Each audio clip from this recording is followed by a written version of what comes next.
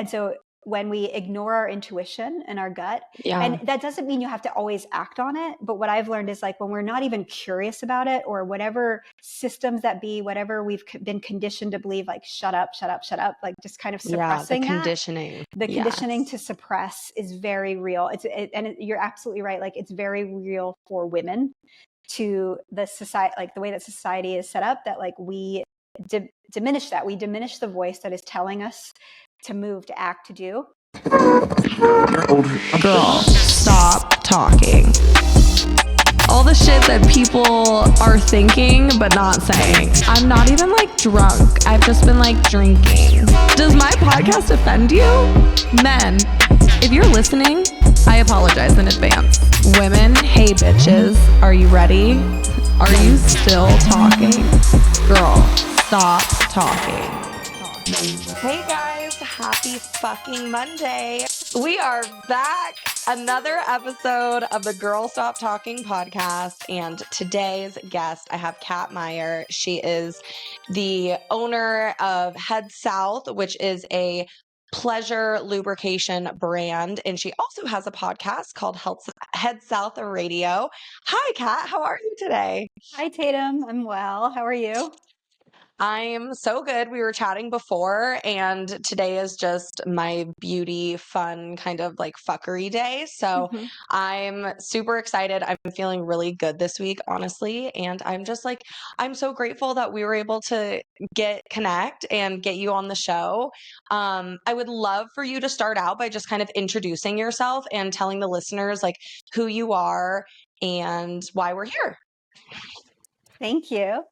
My name's Cat Meyer, and I am the founder of Head South. And Tatum, we met at Stimulate in Nashville, which was a trade show in early August for the sexual wellness space. And I think both of us, you had met my brother, who was, manning the station. We had a booth at Stimulate. And so you met him, and then I came back and he was like, oh, I met this person. They're so great. Like they have a podcast. You're going to want to talk to them. And then I found you on the floor and we started chatting. And I believe I had come across your podcast slightly before actually going to Stimulate, because our mutual friend, Dr. Evan, who is a guest on your podcast, who is also a guest on my podcast, who is also at Stimulate, was there. So I love, I'm new to the sexual wellness space, as are you, with your podcast. And I have found it to be such a welcoming community. And there's so many people that are like very generous, very excited, wanting to work together, wanting to collaborate. And so you were one of those people. And so we got to chatting and exchange stickers and cards and all of that. And then we ended up at the airport at the same time on the same flight. On the same flight. That's so funny. Yeah. And so it's, I mean, I will, jump into the journey of Head South. I started it from an idea, a dream actually, in 2021. And then, and I could dive more into that, but we started the idea in 2021 at the end of the year. And then, a year later, started developing the products, developing the brand. I launched the podcast in 2023 of February. And, and then October 2023 is when we launched the product. So I wanted to start with a podcast. I am a big advocate for education and information and conversations to destigmatize sex. And so, and then I have this brand and I love it. It's like having triplets, like a little baby. We offer 3 products, a water-based, a silicone, and an oil-based serum. And so it's been, we will be celebrating our 1 year of launching the products. God, coming up. Yeah, coming up. At the end of October. A little Libra lubricant baby. Yes. We love that. Yeah. That's so funny. I wanted to make a comment on what you said earlier when you were introing yourself about just being new in the wellness space and coming into like these events that with all these other brands that have a lot of awareness around them, and just recognizing that how open-minded and friendly genuinely everybody is. I talked a lot on my past episodes when I was going through the Stimulate show and then my Nashville experience, and I showed up completely solo. solo, just me, like a girl in Nashville, ready to talk about sex. And I have this platform, but when I'm in here, it's like easy for me because it's just literally me, no one else around, not talking, whatever. And so when I went to Nashville, I had a little anxiety about the whole thing because like you were saying, like I haven't been in this space. This was like my branching out, essentially, speaking with other people and kind of making connections. And that was like the number one thing that I felt like too in that whole community. It just, everybody is so open-minded and so nice, and it made me realize that like we're literally all here doing the same thing, trying to open the conversation and educate people and be vulnerable about our sexual experiences, about our bodies, and how to really like enjoy pleasure, whether you're born female or born male. And it's really amazing to me, the whole experience. And I felt like very grateful for all of it. So I totally understand the way you were feeling in that sense too. I wanted to ask you just kind of to go back, but like how could you explain, I guess, in a little more detail, like how this brand came about? You mentioned it was from a dream. So like, yeah, like just give us the tea. We want to know. So I was in the hair care world prior to this in my previous life. And so I've been in the beauty industry, working with brands, creating products. I am a trained hair colorist, hairdresser, and then I worked with brands and created their content as a producer. And so that was what I did for the past decade. And then I was developing a product line, refillable, in the hair care space. We were in the process of raising funds. So I had a business partner, co-founder on that project. And in 2021, we were in London in October, and it was a wonderful time. We were meeting with potential investors, having great meetings. And then my business partner got a phone call that his previous company was being sold, which then locked him in a non-compete. And so literally, I had spent 5 years developing this brand, developing the products, testing, creating like packaging that hasn't existed before. And so all of that 5 years of my life and time and energy and our efforts had to be put on the shelf. And so I came back from London, went to my parents' house, went under the covers and had my parents like take care of me, because I was also, I wasn't in the non-compete, but my partner was, and it put the whole project on a hold. And you had spent so much time and energy like perfecting that part of it. I can imagine just needing like a little mental breakdown moment. Exactly. So what better place than to go to my mom and dad's and just kind of be 100%. Taken care of. And I was also at a place since the pandemic. So this happened in 21. And so in 2020, I'd already been percolating of like, should I go back to school? I'm from Pennsylvania. So I was even talking to Penn State at that time about potentially getting old credits from my art degree and transferring them and becoming a sex therapist. So it kind of started percolating.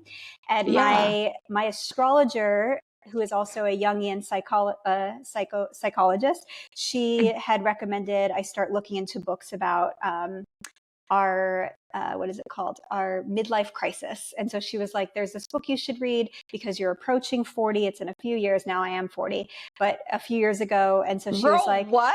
Wait a second. Are you kidding me? I don't believe that. Yeah. I'm going to need some proof. That's crazy. I just turned 40 just before we met. It was my 40th birthday, like 2 weeks beforehand.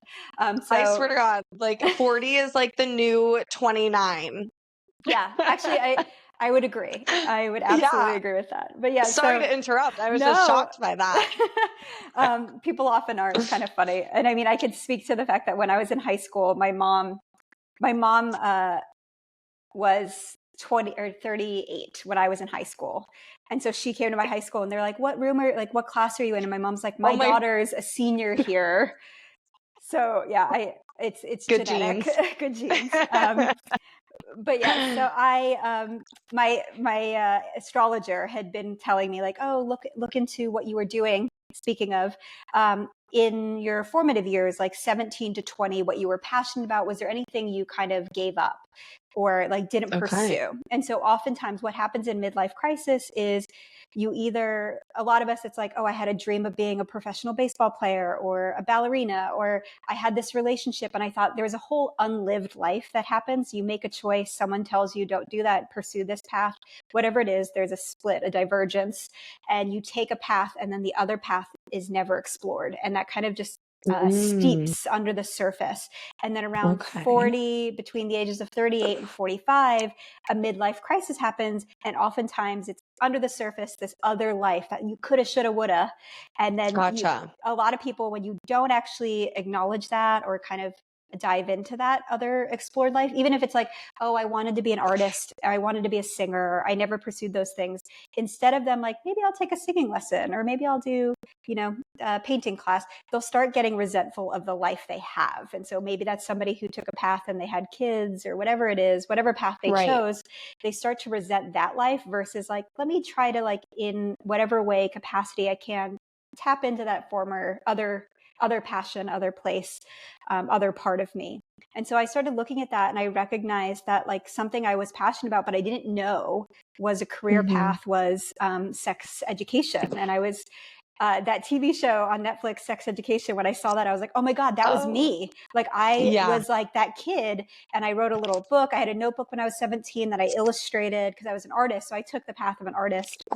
Okay. And so I was illustrating the vulva, I was illustrating the penis and like giving friends instructions on how to give blowjobs and how to talk about sex. And I had this little tiny notebook that I illustrated and created all these things. And we passed it around. I remember sitting in like parking lots outside the mall, talking to girlfriends about how to do this or how to tell a guy they don't like that. Those types of things were happening when I was a junior and senior in high school. That's so amazing. Oh my God. I love that it just came so naturally to you too. Yeah. Was there like, were you in a sex positive household, or is this just something that like you felt like it was like an energetic type of pull? It was, I think, a little bit of both. So it actually was both. So my father is very conservative and wasn't as open, but my mother was. So when I always knew what menstruation was since I was like 4 years old. Like I knew what the period was. I knew nothing ever surprised me around it. Like my mom, I had her on my podcast and we talk about like the first time I got my period and she said I looked white as a ghost. And I was like, I think I had my period. Like I was so like shocked by it. But I also knew what it was. I knew what to expect. I've talked to other guests on the podcast who have been like, my parents never talked about it. So I was very lucky because I had, blindsided by certain things. Whereas I had a mother who talked to me about those things. And then when I was ready to have sex, I was 17 and I had already been doing this book and illustration because I was like hooking up with people, but I wasn't having penetrative sex. And I remember January, she picked me up for my swim practice and I got in the minivan and I was like, Mom, I think I'm going to be ready to have sex soon. With like the partner I had. And so she took me to the gynecologist. We met with him. Oh my God. And talked about all of my options. Yeah. So I was able to get on birth control and be kind of in the right mindset to have sex because I knew what my options were. We like walked through everything. I knew what to expect. And so I would say it was a sex positive household, or like at least with my mom especially. And like even my dad, like, he has 3 daughters and 4 sons. Oh yeah. And so he's had to have like sex talks with all of us in different capacities. Yeah. And so, I would say I definitely had more information from my parents than I did school. And that's where I was frustrated, is that like our education system didn't offer us like appropriate information outside of like don't have sex or you will get pregnant and die. Don't look at a guy with don't look at anyone with a penis, you'll get pregnant. So that it kind of came naturally, but I also felt like in support of like I had access to it through my parents and my mother, and so I was able to share that with friends who maybe didn't have access. And so that's kind of where it started. And then flash forward to 37 and at this breaking point of like, oh my God, what do I do with my life? I just spent the past decade in this industry, and I was kind of ready to leave the hair care industry. So I was like, I'm not going to go back to salons. I don't want to go into I was consulting other brands, but I was just like, I'm just not passionate about it anymore. And And while I was like researching going back to school, I was also like, but I just spent the past decade learning how to build incredible brands. Like I've worked with some really amazing founders. My mentor is an incredible founder, like prolific founder, creating many pretty brands. And so I was like, I have all of this wealth of knowledge and a passion within me. And so then Head South, literally, I woke up from a dream. I was going to be speaking to the lawyers about this non-compete and what I can or can't do. And that morning had a dream where I opened my eyes and the last thing I saw was the products being filled on a conveyor belt. And I was like, oh, it's lubes. And so I took the concept of what we had been working on for 5 years and translated it into sexual wellness. And I was like, that's how I do it. Like, that's the thing that I was passionate about, is like sex education. But I also have this passion for creating products and brands and this knowledge.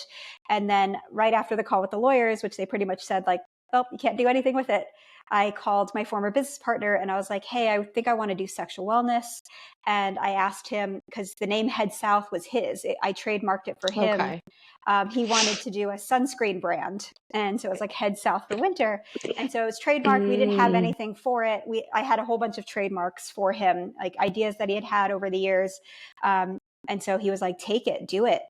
Like, that's go amazing. for it. And so I took the name. I went downstairs. My dad was sitting on the couch and I said, hey, the call with the lawyers didn't go so well, but it actually went really well because I think I want to do a sexual wellness brand. And my dad was like, okay, we support you. Let's go. And so, oh my God. Yeah, my mom came home and I told her, and then I called a friend of mine and he was like, I'll help you build the business model. And then I called my trademark lawyer right after that and told her, and she's like, all right, I'll switch everything over from the sunscreen stuff to sexual wellness.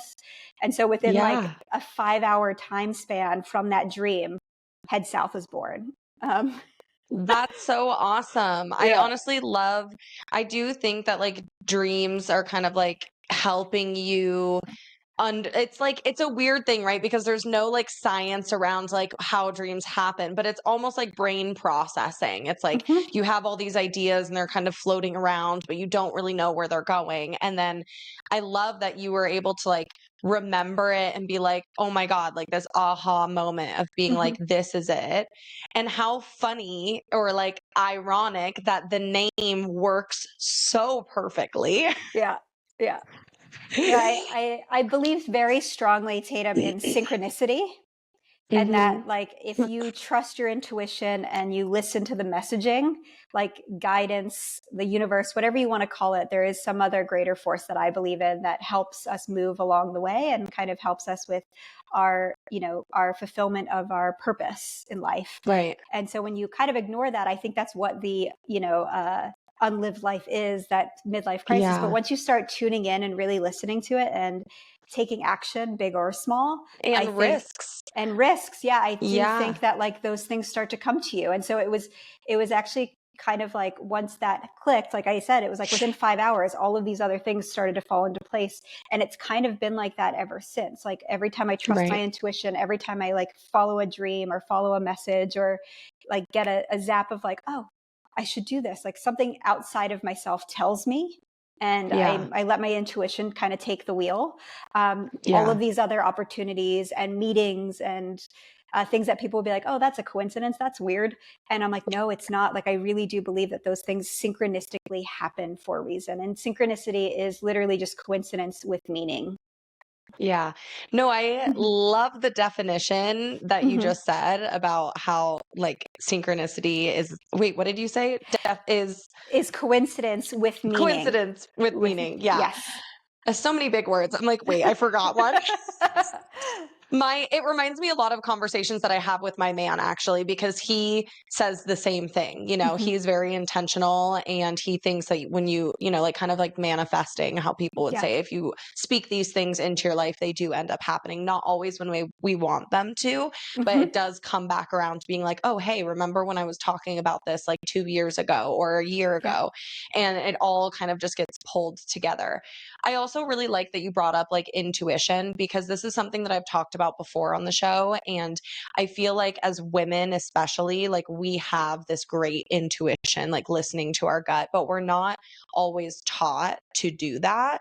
And so it's like this big push and pull of like, you feel it, you know something, but then your brain kind of like reroutes you because logically it doesn't necessarily make sense. And I know like our brains are always looking for like the quickest answer of like, how do we make sense of this? How do we make sense of this? So I really like that you spoke on that, because I do think it's so true. Like I feel like you have that like little thing and voice in the back of your head trying to tell you something. And I just encourage everyone that's listening to start listening to that, whatever it is, like you said, big or small. Maybe it's just small things right now. But I know for myself, especially when I was a teenager, I got into a lot of trouble. A lot of it was like revolved around partying and drinking, obviously underage. And I remember in certain situations, like my intuition telling me, like, go home, or don't get in that car, or like, don't do this, or now's the time to leave. And every single time I did not listen, I got in trouble. Every single time, which is crazy because, again, it's not something that makes sense logically. And I think this can be related a lot into relationships as well, not just products and business, but I think the relationship piece can be so, so important. I did an episode a little while back, and we talked about toxic relationships and detaching from them. And I think like when you're thinking of intuition in relationships as well, it's like, just go with your gut. You may not have the reasoning there quite yet, but there is a reason that you're feeling that way. And, you should kind of hold on to that as best as you can. So anyways, that was a complete side note. No, it's not actually, because it really does make sense. And it's what I've recognized is the work that I'm experiencing. Like, it doesn't matter whether it's in the hair care industry. I'm a yoga teacher as well, wellness space, sexual wellness space, personal familial relationships, partnerships, romantic relationships. All of these things are just how you relate to yourself and how you relate to others in any context. And so when we ignore our intuition and our gut, and that doesn't mean you have to always act on it, but what I've learned is like when we're not even curious about it, or whatever systems that be, whatever we've been conditioned to believe, like shut up, like just kind of suppressing the conditioning. The conditioning to suppress is very real. You're absolutely right. Like, it's very real for women, to the society, like the way that society is set up, that like we diminish the voice that is telling us to move, to act, to do. And it's okay sometimes where like your intuition might not always be right, but when you kind of ignore it so much to the point where then you're like getting into trouble, or finding yourself like in chaos sometimes, where you're like, why is this happening? It's like, oh, if we get a little more curious about it, it's like, I haven't even been listening to like what's in here, what I know to be true. And sometimes you're right, it doesn't need to make sense to the outside world. It's like there is something. We are energetic beings. We're not just like logical thinking beings. And most of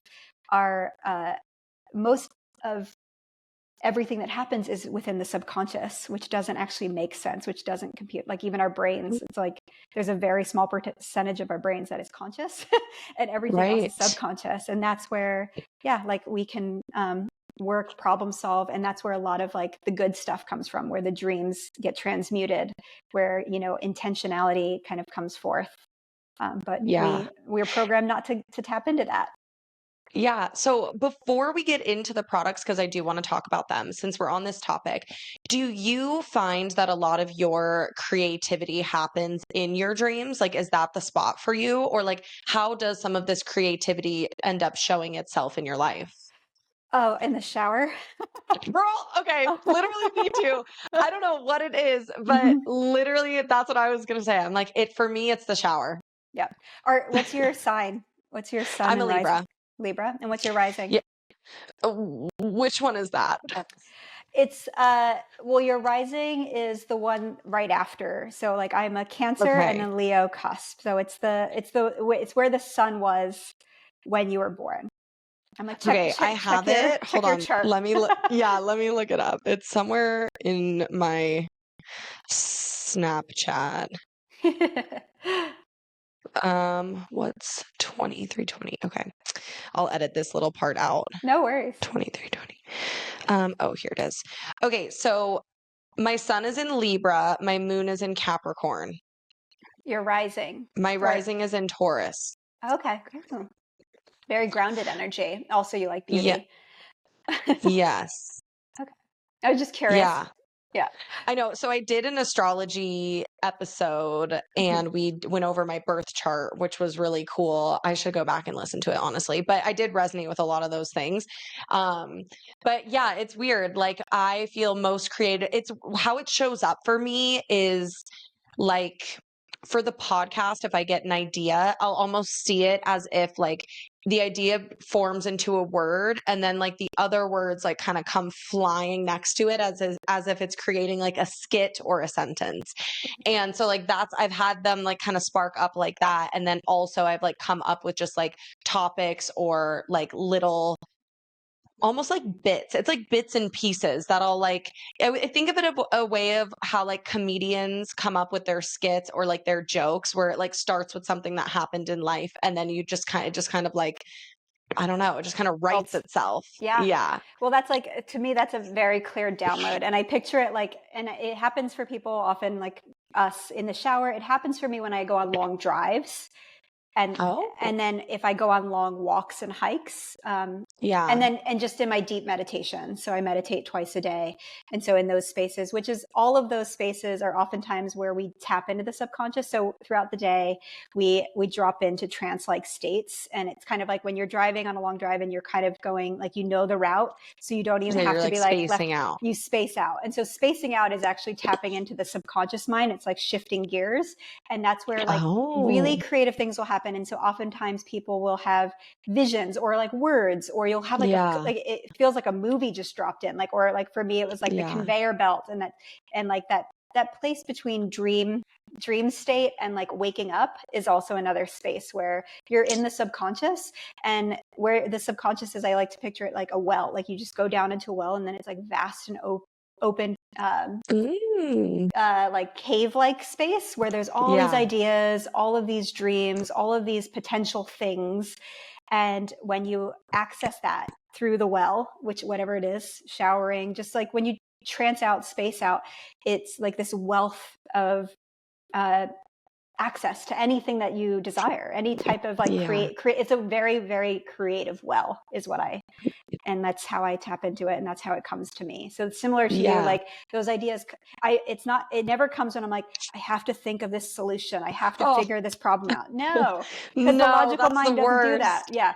Right. You're like stressing about it. You're overthinking. You're not like just letting it kind of like piece itself together, putting too much pressure on the situation. Sometimes it's so funny. Sometimes I'll be in the shower and I have to like get out and write it down.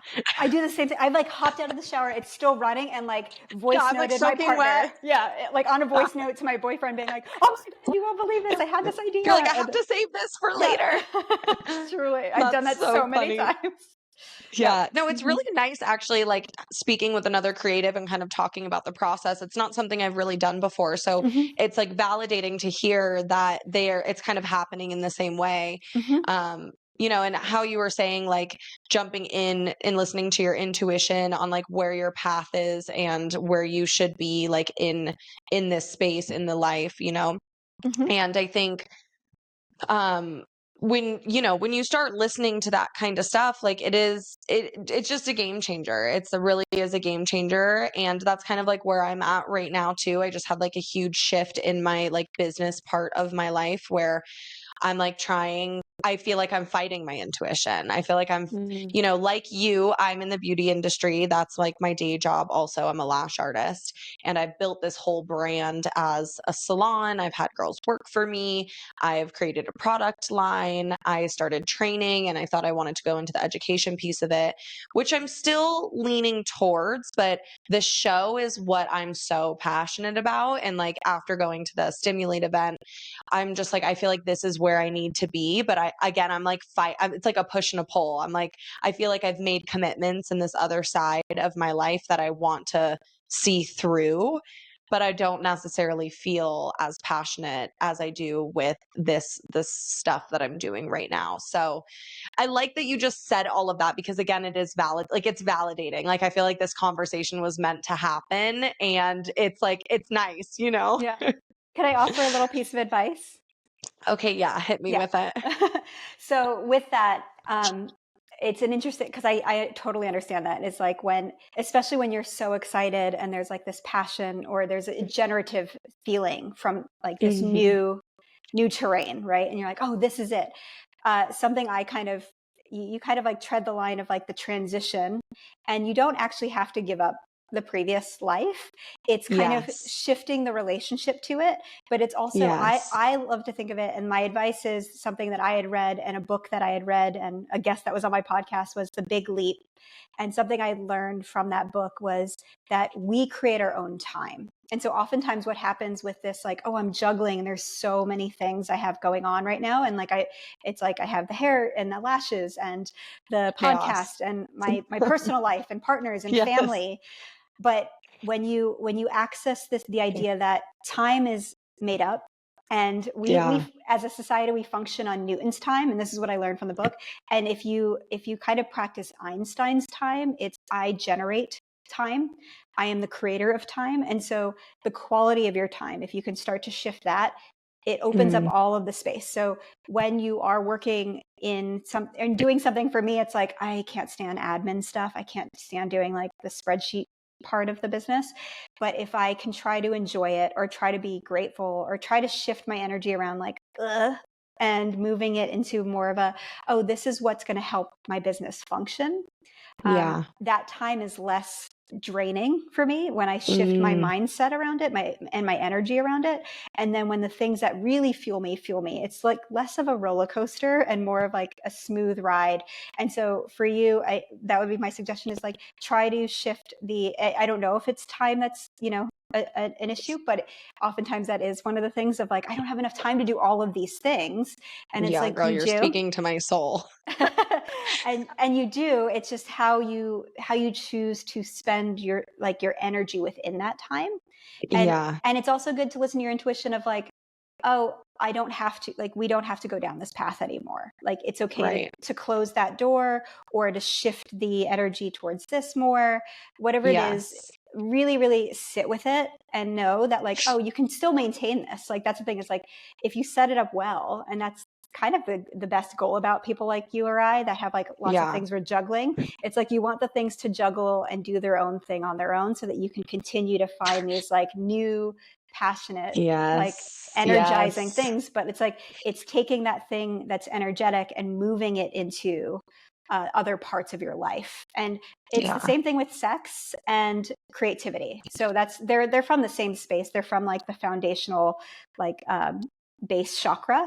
And so if you're, I notice this with people, is that when you really get into a sexual energy, you start to feel more creative. It's the same well, it's the same source, and vice versa. So if you start to allow yourself to be more creative, you will find that then you will be feeling more sexually expressive as well.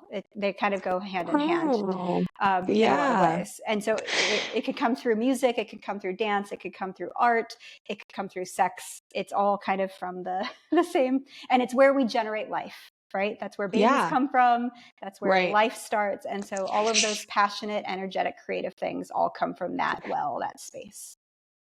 Sorry, that was another tangent, Tatum. Girl, I'm here for it. I think it's like, I love that we've kind of like ventured off into like these different concepts of this conversation, because like you said, in all these different areas, like anyone listening to this, they can apply these things too. Like we're talking about, following your dreams, listening to your intuition, like it relates to everything you just said, like sex, creativity, relationships, business. Like, so I do think the conversation is super relatable for people that are listening, because whatever is going on with them currently, like it just sends like a positive message, and also is like validating, I'm sure. Like I just said to you, I'm like, you're literally it's like you're inside my head right now. That's exactly where I'm at. How you were saying, like delegating your time and making a choice on like what you want to put your valued time in. And that's kind of what I've come to. I'm like, I'm literally just set myself up so that the podcast is like running itself. And in the background, I'm still, when I'm feeling like this is what I want to put some time into, doing this other side of the education. And I'm like, okay, it's time to just release some of the overwhelming thoughts and the pressure and just know that like it's all going to get done. And I'm like, if I literally hate anything and I'm experiencing like this horrible burnout, then I just don't have to do it. You know? Yeah. So, okay, with all of that, I do want to talk about your products and yeah, why don't you just take over and like let us know what are the products, what are they about, you know, and we can kind of go from there on like how to use them. And if you have any with you, I mean, and you want to bring them on camera, I would love that also. Let me just grab them. Give me 2 seconds. Yeah. So we have 3 products. We have the water-based slip serum, the silicone-based slide serum, and then an oil-based Oasis oil. And so I wanted to create 3 because I think that they all offer something different for different preferences and for different play and different experiences. So depending on what you're doing, I wanted to have all 3 available. And then I created them to be refillable. So you get the vessel. This comes empty, but this is mine. And then you get a tube and you fill it. And then you recycle this tube. You keep this on your nightstand. And then over time, you just keep buying the tubes and filling and then recycling the tubes. Eventually, I would love to have a better refill sustainable system, but this is the best I could do with the budget I had as a bootstrapped business. But I just wanted to incorporate sustainability as something that can be sexy, and also just kind of bring that to light as like you can be sustainable and you can still recycle and do things. And then also, what's the point of like, I hate throwing out like perfectly good bottles of like beauty products, hair care products. Like when it's a really beautiful bottle, I'm like, oh, I know it can be recycled, but it's like, well, if we can keep it and refill it, why not? And so, yeah, I wanted to have products that could sit on your nightstand that look like beauty products. And so you can leave them out. Like they're all over my apartment. And so you don't have to be like, oh my God, I have to hide the lube. Someone's coming over. Like people, that creates a shame. But if you can like have these out on your nightstand and like no one's the wiser, that's kind of where the design element came from it. And so, yeah, I wanted to create products that were also very simple in formula. And so I call them like simple serums. And so I wanted to distill down the ingredients to just what was necessary. So there's no added fluff. Like a lot of brands will create products and have like fluff ingredients in it. Yeah. It's just like part of marketing. And I was like, I wanted to have a foundational lineup that didn't have any fluff. And so no flavors, no fragrances, no colorants. As minimal ingredients as possible. And so that was kind of my stance on it versus like trying to be certified organic or trying to do this or that or clean beauty. It's all really difficult to kind of navigate that in the world. And so I just developed them based on what I was comfortable with, like researching ingredients on the EWG, which is the Environmental Working Group, and it shows like where red flags are within certain ingredients. And so I just kind of minimalized it to exactly what you need so that's efficacious. It works really well. It feels good. And I felt comfortable using it on my body versus like someone else telling me what works or what doesn't. And yeah, so my hope is that something that was simple, minimal would be really great for a lot of people who have sensitive skin or who are a little bit concerned about certain, ingredients and what they're putting on their bodies. And so I wanted to create it as safe and simple as possible. No, that's so awesome. I love that you're also trying to help the environment as well. That's some sustainability in the product and the fact that like you were saying with these fluff ingredients, there are so many things in everything we're putting like on our body and essentially lube, a lot of serums. I know you refer to them as serums, but they're going inside also. And like as women, we have such a hard time balancing our pH in general. So I think sometimes less is more. And I think that's really great. I would love for you to kind of do a little showcase of each product, like tell us what it is, maybe the benefits and like how we could use it for play, self-pleasure with partner. Yeah. So I will talk about the first one, which is the slip serum. And I'm going to like demo it on my hand. And so it's super slippery. It's very light formula.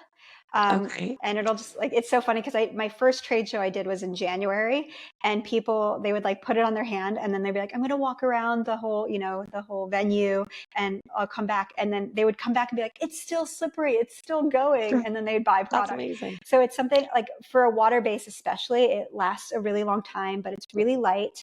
So water base is really great for all kinds of play. It's a great universal product. I love it, especially for beginners. It's easy to clean up. Like I said, it's light. It feels really nice. It's super duper slippery. Doesn't dry. I'm like, it's still going. It doesn't dry out like other water bases I find can dry out very quickly. This one kind of So lasts a little bit. fast. Yeah, this one lasts a little bit longer. And yeah, I think it's just really excellent product for beginner play. So if you're unsure of which product to go with, the water base is our most popular seller, and it's also the most universally friendly product. Okay. And then the next one I would love to talk about is slide serum, which is the green one. The slide serum, we developed it. It's a little bit thicker than what you'd find.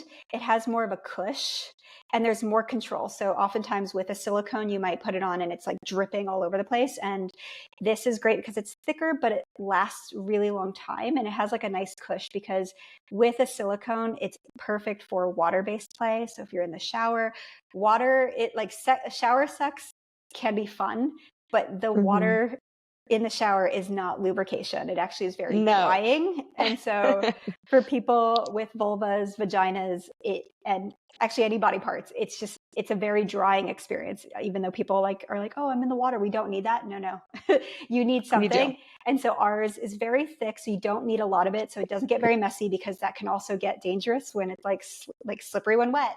So it offers a lot of control and a lot of cushion. And so for people who don't like to get very messy, and it doesn't have like a sticky, tacky feeling, it's very cushy and thick. And it's also great for, anal play, anal sex. I just wouldn't recommend it. You should avoid using silicone with silicone. So if you have silicone toys, butt plugs, you don't want to mix the two, because what happens over time is the silicone can start to deteriorate the silicone toy, and that's where it can house bacteria and cause issues. So you always, with silicone toys, it's highly recommended to use a water base. So the slip serum would be the best for silicone toys. But if any other play, a silicone serum, silicone lubricant is great for like what we call adventurous play. I love that. And then the last one is our Oasis oil. And so that one, I'm going to use that on my arm. It has a little bit more of a smooth, I like it like it's a matte touch oil. So I use it to like moisturize my whole body. I have the bottles everywhere. So I use it as like a personal moisturizer. I use it on my face, on my hair. It has like a really nice soft touch feel. So we designed it for massage. So it's great for intimate massage. It's not overly fragrant. I've gotten massage oils before, like intimate massage oils, and they oftentimes have a lot of fragrance in them. And I'm like, I really don't like it. It can be very distracting, or like then everything starts to smell like that. And if it's not your scent, like I have a personal scent, like a signature scent, and I'm like, and that's not it. And so I don't like having that smell. And sometimes like I also find like fragrances added to products like this mixed with the smell of sex is like, it's not great. In my opinion. I totally can understand. No, I love that you have these 3 products, because like you said, I think that's really all you need. I mean, the 3 products you have work in so many different ways. I know for myself, like we have very similar products like in our bedroom, and I love using body oil. I never used oil like on the body during intimacy until this relationship that I'm in. Holy shit, it is a game changer. Like having like the silky smooth, like it just increases like the feeling of touch and everything, and like the overall experience, having like an oiled up body, like both people. So I really love that even that is a part of the product line. And it's like simple and effective, which is beautiful. I love that you say that too, because I think I've gotten a lot of people that say, like when they see the product and maybe they're in their late 20s, early 30s, women, they'll say like, oh, I'm not ready for that. Like, I'm not there yet. As if like using, and so what's funny to me, and I don't know if this is for you, but like ever since I started having sex, I've been very lucky that my partners always had lube available. Now, granted, they weren't always the best lubes. Sometimes it was like an Astroglide burning sensation product. And I was like, this is the worst. And like, fuck no. Terrible. But it was never off the table. It was always on the table as like condoms, toys, lubes. In all of my relationships they've always been available, not always used. But then when I started talking to other women and girlfriends, some of them would be like, oh, well, I'm not going through perimenopause or menopause. I don't need it. And what I think is like lacking, or what the belief around using lubes or serums is that like it's something that fixes a deficit. Like there has to be something wrong in heterosexual women. And it's like, no, it's actually like, I love that you said that, like the sensation of oil on the body or massaging your partner. Yeah. And it having heightens. it heightens and enhances the experience. It's an experiential product. It's not necessarily a fix it. And while it does help provide, lubrication or, reduces friction, there's so much more that you can be doing with these products, both solo and partnered, in all types of sexual orientation relationships as well. Yeah, I mean, I think we've all been there, where regardless of age, where there's foreplay involved and someone's like giving you foreplay and it's just not getting wet, or vice versa. You're doing foreplay on a penis and your like mouth is fucking dry. Maybe, you know what I mean? Like maybe you drank too much, or you're hungover, or like you just can't get enough spit on there. And it's like, why we making this job harder for ourselves? You know what I mean? Like we've all had a dick in our hand being like, I can't get it soaking wet. I'm like trying to deep throat it and nothing's happening. It's like, just get some lube. And I say that to say, because I had a conversation with a couple of my girlfriends and I brought up that we use lube during oral, and they were mind blown. They were like, wait, what? You use lube to like give a blowjob? I'm like, absolutely.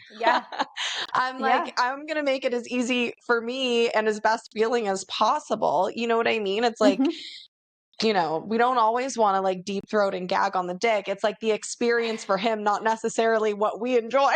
No, and I will say, like, our water base is lickable safe. Like it's, you can absolutely lick it. And I also like that with the flavor stuff. Cause again, like fragrances and flavors, like to me, flavored lubes can sometimes, like, they just taste like synthetic, and like it doesn't taste good to me. And so having something that doesn't have a flavor but that helps provide lubrication, like you just blew your friends' minds, and hopefully some of your listeners' minds, with that tip of like, using lube during oral sex is very helpful.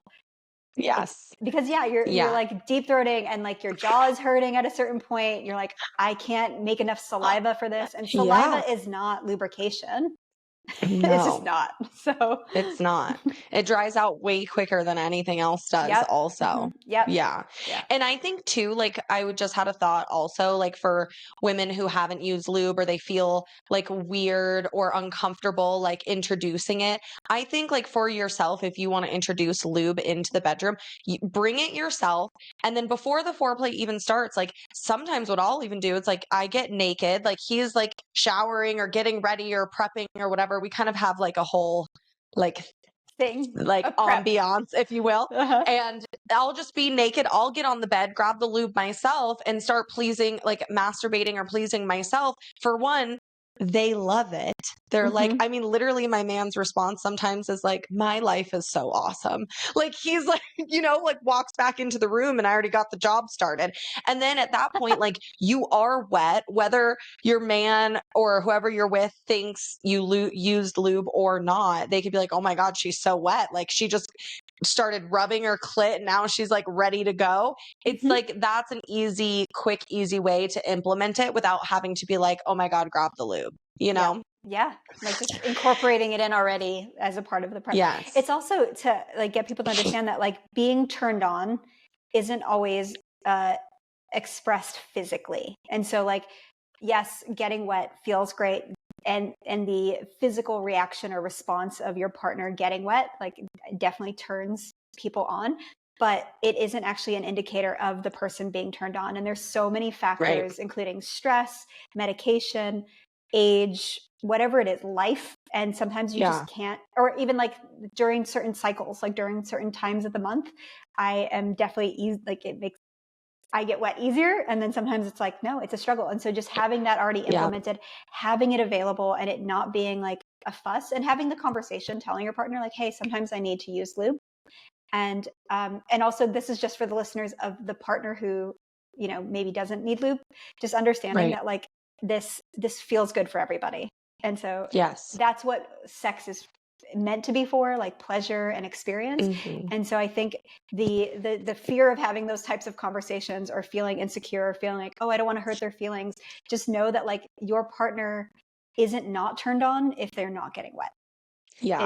And too, if you're running into an experience where someone's like, you mention it to your partner and they're like, oh, I don't know about that.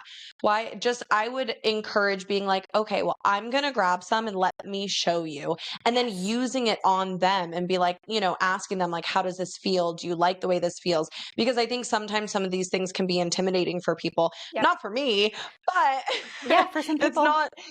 Yeah, for some people. And honestly, like, you're really missing out on a deeper, heightened experience if you're not implementing these things in the bedroom. I'm pretty sure everyone that listens to this show probably is. But I just also wanted to throw that out there as like a couple of things you could do to implement it that would put the control in your hand and not make you feel like awkward or uncomfortable. With that being said, I do have an exclusive code for you guys. It is Tatum Zoe 20. Thanks to Cat, we have teamed up and we do have a 20% discount for the listeners for these lubes that you heard about today. The code is Zoe with 3 E's, TATUMZOEEE 20. And I will make sure to put her website and everything in the description today. I will be posting about this a whole lot more because we have partnered together to just get the word out and so that you guys can try these things. I just want to thank you so much for coming on the show. And I just feel so grateful and honored to have met you and to be in the same space. So thank you. It's mine. Thank you. The pleasure is mine. I thoroughly enjoyed this conversation. I love connecting with like-minded creatives who have the same experience. Because I do think, a lot of the world functions in a very linear, structured, like this is the path that we take. And then there's others that kind of function from a space of expansiveness and generative experience. And so it's not linear. It's not pre-planned, predestined. It's kind of like we move and expand and explore the world in different ways. And so it's really, really enjoyable to have conversations with people who also experience the world in that way. Yeah. Thank you so much. Before we head out, is there anything else that you wanted to promote or share to my platform? Just to, let us know what you're doing, what's coming up, if there's anything else you'd like to share. Just you can find us at headsouth.world on Instagram as well as online. And then my Instagram is Kitty, Kitty, Cat, CAT, Meyer, MEYER, if anyone wants to follow me there. And that's it. Okay, so awesome. You guys check her out. We'll have the products and all of everything else in the description of today's episode, and go get some lube. I'm really excited for you guys to try it. Okay, thank you so much. Bye. Thanks, Tatum. Are you still talking? Girl, stop talking.